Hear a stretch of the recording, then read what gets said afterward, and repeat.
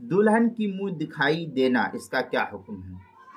چنانچہ شادی کے بعد اگر عورتیں دلہن کا چہرہ دیکھے اور اس کی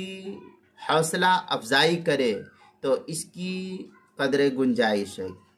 اس میں کوئی حرج نہیں، لیکن نامحرم مردوں کا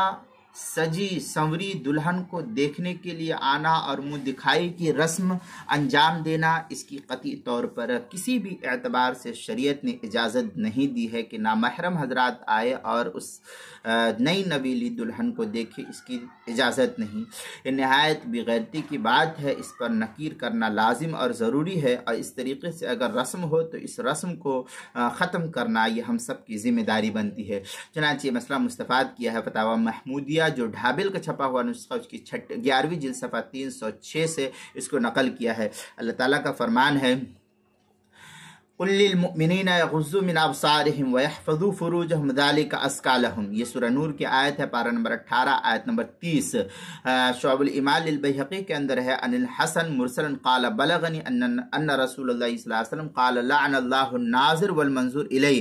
یہ شعب الایمان للبیہقی کی روایت ہے، جلد نمبر 6 صفحہ نمبر 162، حدیث نمبر 7788، مشکات المصابیح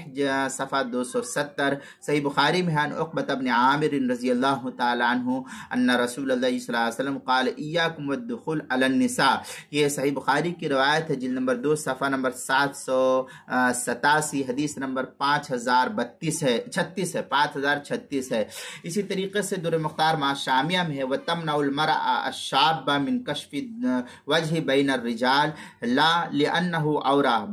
بل لِخَوْفِ الْفِتْنَةِ، یہ در مختار کی عبارت ہے آگے شامیہ میں ہے والمعنى تمنع عن الكشف لخوف ان يرى الرجال، اس طریقے کی عبارت جو ہے در مختار مع شامی جو کراچی کا چھپا ہوا نسخہ اس کی پہلی جلد صفحہ 406، جو زکریہ بک ڈپو دیوبند کا ہندی نسخہ ہے فتاوی شامی کا اس کی دوسری جلد صفحہ 79، کتاب المسائل چوتھی جلد صفحہ 317 اور 318 پر بھی اس کو نقل کیا گیا ہے۔